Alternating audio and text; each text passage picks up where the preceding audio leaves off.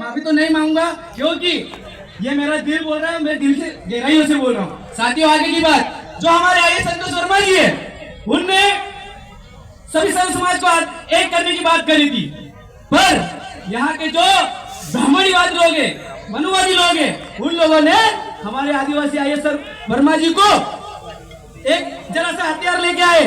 हथियार तो हम भी लाए हैं, हमारे तीर कामटे तैयार कर लो, ऊपर दिखाओ जिसके हाथ में भी तीर कामटे। कितना है? 200 तीर कामटे आए। आओ ब्राह्मण लोगों, हमारे आदिवासी आईएएस को कैसे डराया? जब आदिवासी रोड पे उतरता है, तो जब है ना, आदिवासी जब रोड पे चलता है 10 फीट दूर चलता था। कौन बोल रहा? ध्यान रखना, वो है ना हारे साथ में लेके चलता था, वो डरता था।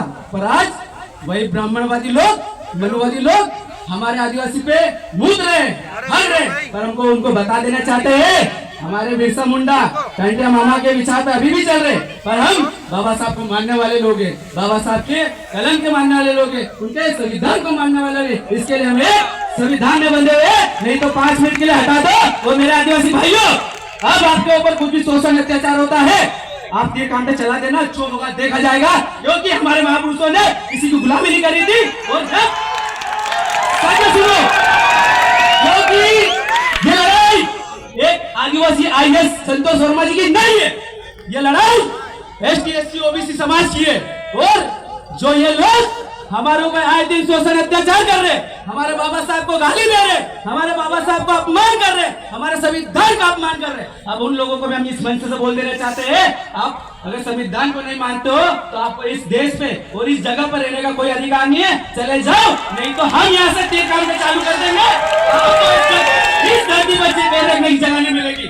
और साथियों, सबसे बड़ी बात, देश के राष्ट्रीय अध्यक्ष लोकेश मुजाल्ला जी ने यह हवन आईएएस संतोष वर्मा जी के लिए उठाया था, और हम यहाँ कई दिनों से देख रहे हैं, और अच्छा माहौल भी है पूरे प्रदेश में, पूरे भारत में अच्छा माहौल है कि ये आईएएस संतोष वर्मा जी ने समाज को एक करने की बात करी है। पर जो गूंगी सरकार है, गूंगी सरकार ने आईएएस संतोष वर्मा जी को उनके पद से निष्कासित कर दिया।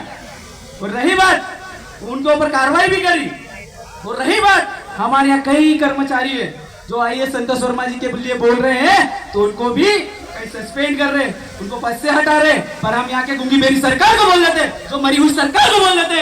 अगर हमारे एसटी एससी ओबीसी के कर्मचारियों को अगर कुछ होता है तो सबसे पहले जय आदिवासी युवा शक्ति जयस आएगा, उसके बाद कर्मचारी आएगा, उसके बाद फलाना डिगना आएगा, उनके लिए भी हम तैयार हैं।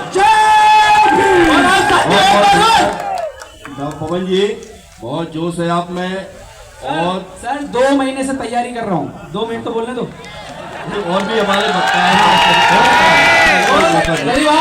रही बात सर, मैं आप मेरे सम्मानी हो, आदरणीय हो, मैं आपका सम्मान करता हूँ, पर अगर आप 2-2 मिनट दोगे तो यहाँ ये इतनी सारी जनता आई है ना, ये ओनली फॉर जयेश की वजह से और है ना भीम आर्मी की वजह से आई है। आप ये समझ लेंगे, क्योंकि हम आपको आतंक नहीं मानते हैं। अगर हम आगे आते हैं तो आप हमारे पीछे से सपोर्ट करो, कोई माई का लाल नहीं होगा जो आपको कुछ कर भी कर सकता है।